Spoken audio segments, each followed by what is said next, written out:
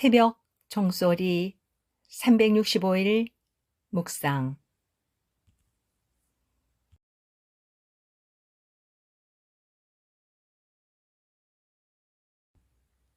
우리의 기쁨. 요한복음 15장 11절에서 17절. 내가 이것을 너희에게 이름은 내 기쁨이 너희 안에 있어 너희 기쁨을 충만하게 하려 함이라. 11절. 오늘 당신의 삶에 기쁨이 충만하십니까? 기쁨이 넘치십니까? 저는 지금 당신의 환경을 묻는 것이 아닙니다. 여러분의 삶의 자세를 말하는 것입니다. 오늘 죽어도 하나님의 나라에 대한 소망이 있는 사람은 기쁨이 충만합니다. 어떤 고통도 나의 삶의 자세를 바꿀 수 없기 때문입니다. 오늘 예수님은 우리에게 물으십니다. 정말 너는 나로 인해서 기쁨이 있느냐?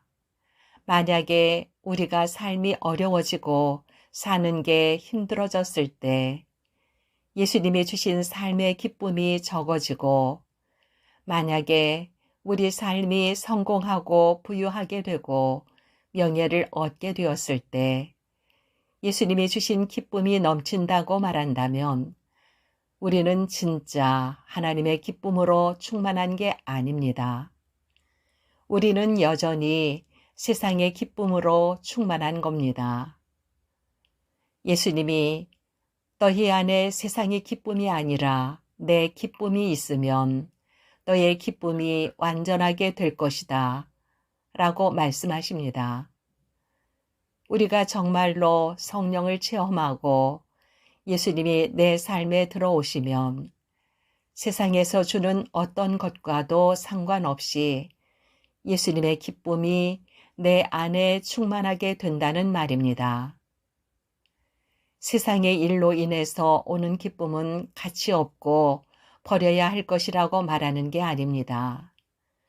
세상의 기쁨은 여전히 상대적이고 비교를 통해서 얻게 되는 기쁨이기 때문에 언제나 상황과 환경에 영향을 받는다는 말입니다. 우리 주변에 좋은 학교를 졸업하고 성공 신화를 이룬 사람 가운데 인생의 어려움을 이겨내지 못하고 자살하는 사람이 얼마나 많습니까? 그런데 우리가 눈을 열어 세상을 보면 나의 마음을 열어서 예수님의 약속을 바라보면 우리는 예수님의 기쁨만이 상대적이지 않은 절대적인 기쁨이라는 것을 확인하게 됩니다. 우리가 그 기쁨을 누리기 원합니다.